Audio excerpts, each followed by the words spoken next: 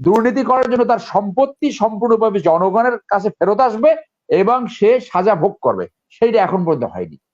তো যার জন্য আমার এই আশঙ্কা সৃষ্টি হচ্ছে যে আওয়ামী লীগের এই চরিত্র নিয়ে এই বেনজির আজিজ কারোই হয়তো তারা দুর্নীতির বিচার করবে বলে আমার সন্দেহ সৃষ্টি করে। একটা পরিবারের সাথে তারা সম্পর্ক লালন পালন করছে, নার্সার করছে, এবং এই যাদেরকে নার্সার করছে তারা বক্তব্য দিয়ে বলছে যে ইন্ডিয়াকে যা কিছু দিয়েছি তা আজীবন মনে রাখবে।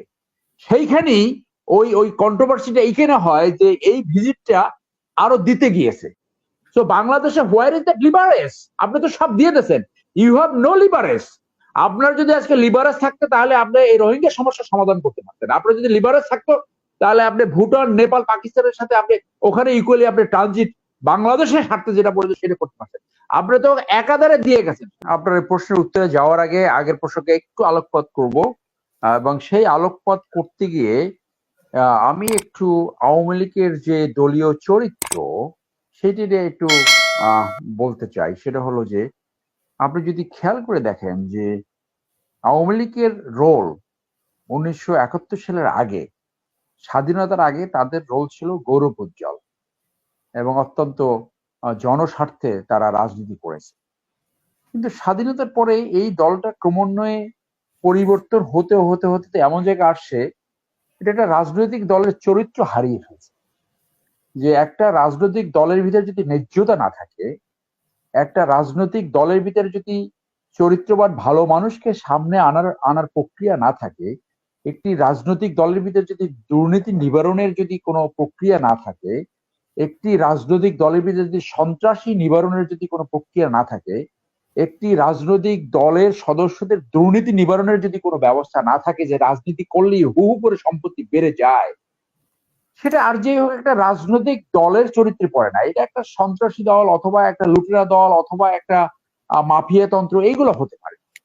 তো আজকে আওয়ামী লীগের আপনি পৃথিবীতে যত রাজনৈতিক দল আছে, ভালো রাজনৈতিক দল, তার চরিত্রের সাথে আওয়ামী লীগের চরিত্র যায় না। কথাটা কেন আনলাম? কারণ একটা রাজনৈতিক দলের এই চরিত্র নিয়ে দুর্নীতি বা চাকরদের, সার্ভেন্ট অফ দ্য পিপল, তাদের দুর্নীতি নিবারণ করা সম্ভব না।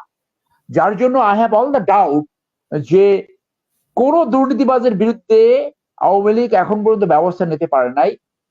এখন এই 15 বছরে, মোর দ্যান 15 ইয়ার্স, একটি দুর্নীতির মামলা ফাইনালি সেটেল হয় নাই।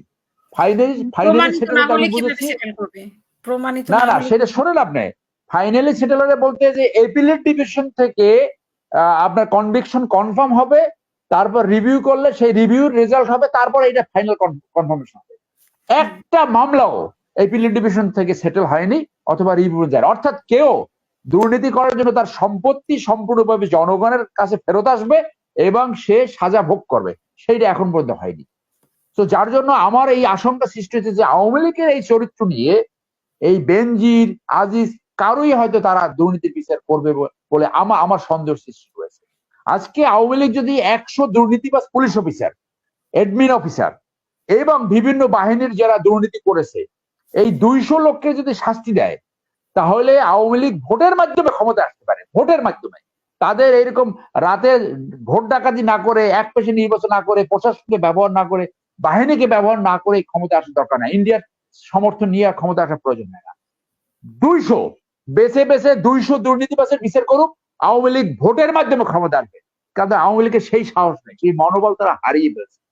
যার জন্য আওয়ামী লীগের যে নেতৃত্বের চ্যাম্পিয়নশিপ করছে, আপনি যদি আন্তর্জাতিক মানে সেটা তুলনা করেন, এইটা আসলে কোনো নেতৃত্ব না। এই নেতৃত্ব হলো নিজের পরিবারকে পদায়ন করা, নিজের পরিবারকে লালন পালন করা এবং দলের দুর্নীতিবাজদেরকে লালন পালন করা। এই দেশের স্বার্থ এবং জনগণের স্বার্থ খুবই কম, এবং সেইখানেই আসে আওয়ামী লীগের সাথে ভারতের সম্পর্ক। আওয়ামী লীগ, এটা আপনি জানেন যে ইন্ডিয়ান লেখকরা, ইন্ডিয়ান অনেক লেখকরা, একজন হলো সিরি রাদা, প্রফেসর সিরি রাদা, ইন্টারভিউ দিয়ে বলেছে যে ইন্ডিয়ার বাংলাদেশে ইন্টারেস্ট হলো স্টেবিলিটি। বাংলাদেশের স্টেবিলিটি থাকে যদি আওয়ামী লীগ ক্ষমতায় থাকে। বাংলাদেশের গণতন্ত্র তাদের বিবেচ্য বিষয় নয়। ইন্টারভিউ দিয়ে সেটা বলেছে। এবং তৌহিদ হোসেন, উনি বই লেখে এবং ইন্টারভিউ দিয়ে বলেছে যে বাংলাদেশের প্রত্যেকটা নিয়োগে তারা অলমোস্ট ইম্পর্টেন্ট সমস্ত নিয়োগে ইন্টারভেন করে। এবং এই দেশে 10 থেকে 15 লক্ষ লোক, মতান্তরে 10 থেকে 15 লক্ষ লোক ইন্ডিয়ান নাগরিক এখানে কাজ করছে। বাংলাদেশ থেকে তাদের 4th largest remittance earner country হচ্ছে বাংলাদেশ। বাংলাদেশকে তারা একটা মামার বাড়ি বানিয়েছে। স্বরাষ্ট্রমন্ত্রী স্টেটমেন্ট দিয়ে বলে ইন্ডিয়ার বিরোধিতা সহ্য করা হবে না। ইন্ডিয়ান হাই কমিশন আওয়ামী লীগের অফিসে লাফাতে লাফাতে গিয়ে বলে বাংলাদেশে একমাত্র আওয়ামী লীগ হলো আমাদের বন্ধু, আর কেউ নাই। ইন্ডিয়া একটা রাষ্ট্র, যে রাষ্ট্রটা একটা রাষ্ট্র থেকে আরেকটা রাষ্ট্রের সম্পর্ক হবে দুইটা সার্বভৌম রাষ্ট্রের যে সম্পর্ক হয়, সেই সম্পর্ক না হয়ে ইন্ডিয়া একটা দলের সাথে, একটা পরিবারের সাথে তারা সম্পর্ক লালন পালন করছে, নার্চার করছে। এবং এই যাদেরকে নার্চার করছে তারা বক্তব্য দিয়ে বলছে যে ইন্ডিয়াকে যা কিছু দিয়েছি তা আজীবন মনে রাখবে। সেইখানেই ওই কন্ট্রোভার্সিটা এইখানে হয় যে এই ভিজিটটা আরো দিতে গিয়েছে। এই যে 7টা নতুন সমঝোতা স্মারক অথবা চুক্তি হলো, বিস্তারিত আমরা জানি না, তবে একটা বোঝা যাচ্ছে রেলওয়ে কানেকশন, অর্থাৎ বাংলাদেশের ভিতর থেকে তাদের ইস্টার্ন কারেকশন করার হয়তো একটা চুক্তি হয়েছে, কারণ চুক্তিটা আমরা দেখি নাই। এর আগে আমরা জানতে পেরেছি 113টা চুক্তি করেছে 2009-এর পর থেকে। 113 প্লাস এই 7, তার মানে 120টা চুক্তি এবং সমঝোতা স্মারক স্বাক্ষর হয়েছে। যে কোনো আন্তর্জাতিক চুক্তির আপনার কনস্টিটিউশনাল অব্লিগেশন রয়েছে, সেইটা প্রেসিডেন্টকে ইনফর্ম করবে, প্রেসিডেন্টকে ইনফর্ম করে সেইটা সংসদে ডিবেট হবে, সেইটা জনগণের স্বার্থে সেগুলো করা হয়েছে কিনা। যতগুলো চুক্তি আমরা জানতে পেরেছি, পোর্ট নিয়ে চুক্তি, আমাদের আশুগঞ্জ এখানে ল্যান্ড ব্যবহার করার চুক্তি, এই যে বিভিন্ন চুক্তি, এই চুক্তিগুলা কোনোটাই বাংলাদেশের স্বার্থ সুরক্ষা হয় নাই। একজন উপদেষ্টা বলে ফেললো যে ইন্ডিয়ার কাছে ট্যারিফ চাওয়া অভদ্রতা। আমাদের পোর্ট ব্যবহার করবে, তাদের শিপ প্রায়োরিটি পাবে, বাংলাদেশের শিপকে সরায়, ইভেন বাংলাদেশের শিপকে সরায়। আমাদের এইখানে 39টা স্যাটেলাইট, সেইটা তারা মেনটেন করবে, ইন্ডিয়ানরা মেনটেন করবে। বাংলাদেশে তাদের এই লোক চাকরি করবে, এই $10 বিলিয়ন প্রতি বছর নিয়ে যাবে। অর্থাৎ আওয়ামী লীগ 2009-এর পরে যা কিছু করেছে, বাংলাদেশের পক্ষে কি আসছে দেখান তো। বাংলাদেশের পক্ষে একটা চুক্তি বাংলাদেশের পক্ষে আসছে কিনা, একটা চুক্তি আসছে কিনা দেখান তো। যার জন্য এখানে সাংবিধানিক যে প্রভিশন সেইগুলা মান্য করা হয় নাই। দুইটা সার্বভৌম দেশের যে স্বার্থ রক্ষার যে একটা প্রচেষ্টা, একটা win win situation. To that extent এই ট্যুরে যায়া যদি বলতো যে আমাদের 5 কোটি টাকা তুমি 500 কোটি টাকা টিকার জন্য নিয়েছিলা, সেই টিকা দিতে পারো নাই, সেই টাকা ফেরত দাও। আর আদানের চুক্তিটা যদি বাতিল করে আসতো, ক্যাপাসিটি চার্জের নামে 10,000 কোটি টাকা প্রতি বছর ডাকাতি করে নিয়ে যাচ্ছে, সেইটা যদি বাতিল করে আসতে পারতো তাহলে বুঝতাম সামান্য হলে বাংলাদেশের স্বার্থ উদ্ধার করতে গেছে। তো এগুলো তো দিতে গেছে সবকিছু। পেপার পত্রিকায় তো বাংলাদেশে এটা থ্রেড ডিসকাশন হয় না। আমি আন্তর্জাতিক সম্পর্ক ছাত্র হিসেবে ক্ষুদ্র আমার যতটুকু নলেজ আছে, সেইখানে আমি মিল্লাত ভাইয়ের সাথে এই জায়গায় আমি একমত যে ট্রানজিটের ব্যাপারটা যখন আসছে 76 সালে কিন্তু ট্রানজিট নিয়ে একটা সমঝোতা স্মারক হয়েছিল। আমি যখন ছোট একটা রিসার্চ করেছিলাম এই যে বাংলাদেশ থেকে ট্রানজিট ইন্ডিয়াকে দেওয়া উচিত কি উচিত না, আমি কিন্তু আমার সেই থিসিস পেপারে আমি বলেছিলাম ইয়েস, আমাদের তাদের কমিউনিকেশন এবং এই ট্রানজিট দেওয়া উচিত, কিন্তু এই ট্রানজিটটা হতে হবে উইন উইন সিচুয়েশন।